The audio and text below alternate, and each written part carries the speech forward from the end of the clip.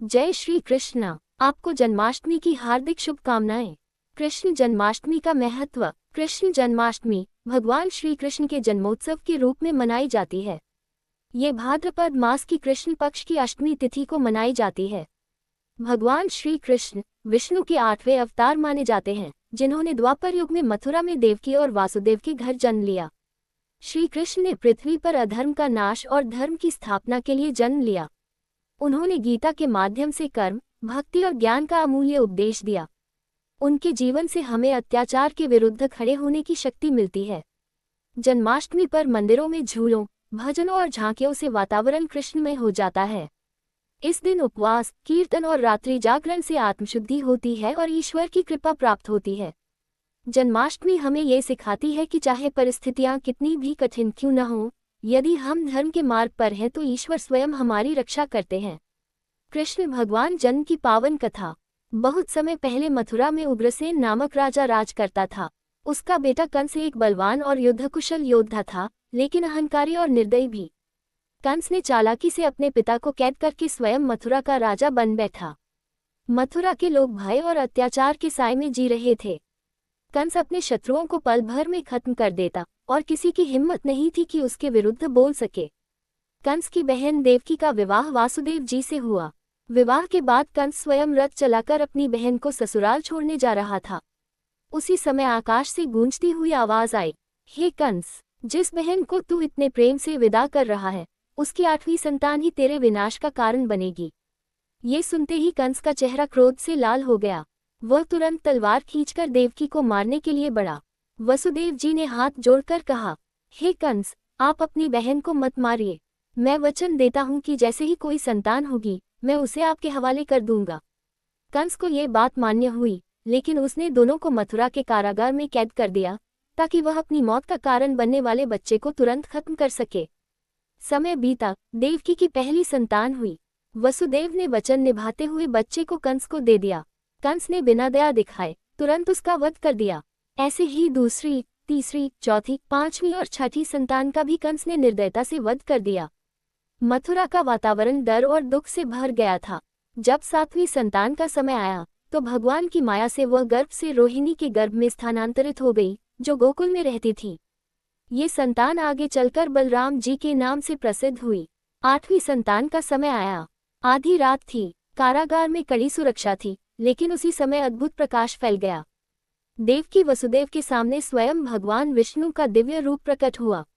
नीला शरीर, 4 भुजाएं, पीतांबर वस्त्र, सिर पर मोर मुकुट, हाथों में शंख, चक्र, गदा और पद्म।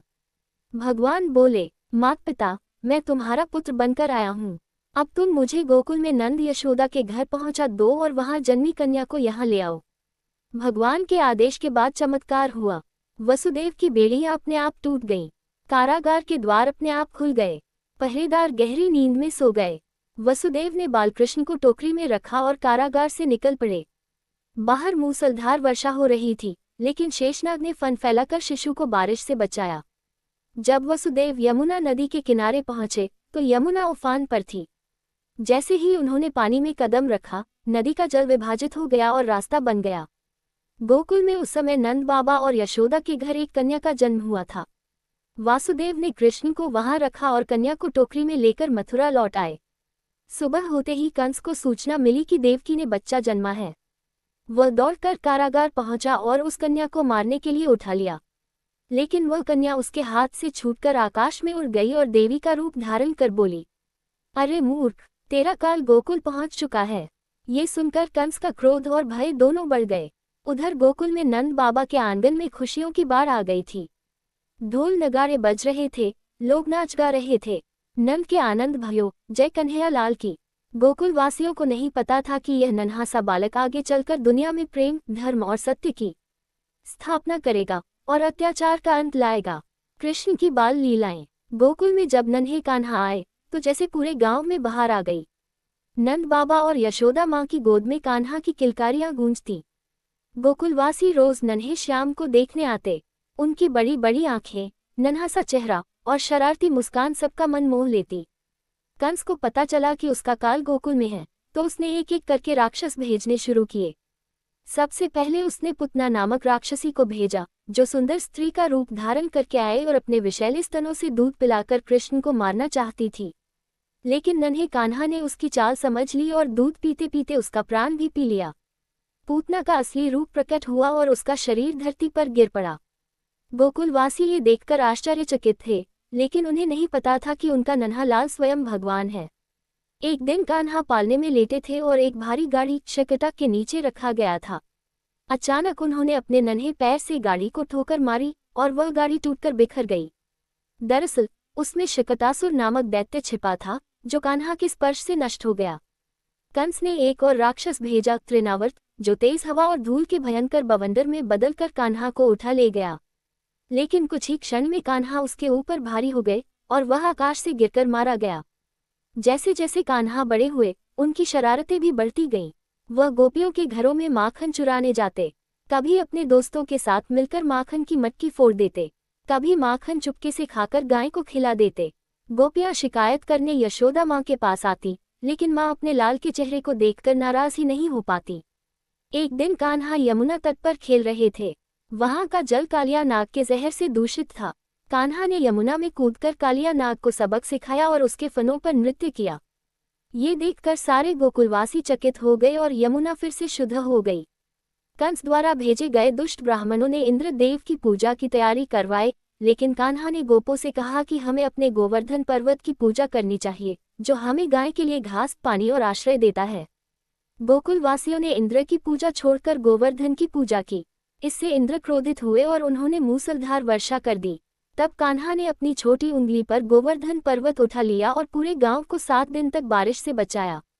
एक दिन कंस ने अपने मंत्री अक्रूर को गोकुल भेजा। अक्रूर जी, जो वास्तव में भगवान के परम भक्त थे, गोकुल पहुंचे और कृष्ण बलराम को संदेश दिया कि कंस ने उन्हें मथुरा में मल्लयुद्ध के लिए बुलाया है। गोकुलवासी दुखी हुए, लेकिन कृष्ण बलराम ने माता यशोदा और नंद बाबा को आश्वस्त किया। कृष्ण बलराम मथुरा पहुंचे। रास्ते में उन्होंने एक मुड़े तुड़े स्त्री कुब्जा की सेवा की और उसका शरीर सीधा कर उसे सुंदरता दी। उन्होंने मथुरा की गलियों में भ्रमण किया और लोगों का प्रेम पाया। कंस ने उन्हें अखाड़े में भेजा, जहां उन्होंने पहले कंस के पहलवान चाणूर और मुष्टिक का वध किया। फिर कृष्ण ने कंस को उसके सिंहासन से खींचकर गिरा दिया और उसे मार डाला। मथुरा के लोग अत्याचार से मुक्त हो गए और उग्रसेन को पुनः राजा बनाया गया। कंस वध के बाद कृष्ण बलराम शिक्षा के लिए गुरु संदीपनी के आश्रम गए। उन्होंने 64 दिनों में सभी विद्या और शास्त्र सीख लिए। गुरु दक्षिणा में उन्होंने गुरु के मृत पुत्र को यमराज से वापस लाकर जीवित कर दिया। कंस का ससुर जरासंध बार बार मथुरा पर आक्रमण करने लगा। युद्ध से मथुरा के लोग परेशान हो गए। भगवान ने मथुरा के लोगों को समुद्र किनारे सुरक्षित स्थान पर बसाया और वहां द्वारका नगरी की स्थापना की, एक सुंदर, सुदृढ़ और समृद्ध शहर। विदर्भ की राजकुमारी रुक्मिणी कृष्ण को मन ही मन पति मान चुकी थी, लेकिन उनके भाई ने उनका विवाह शिशुपाल से तय कर दिया। कृष्ण ने रथ लेकर विदर्भ पहुंचे और रुक्मिणी का हरण कर उनका विवाह किया। कृष्ण के बाल सखा सुदामा बहुत गरीब थे। वे कृष्ण से मिलने द्वारका आए।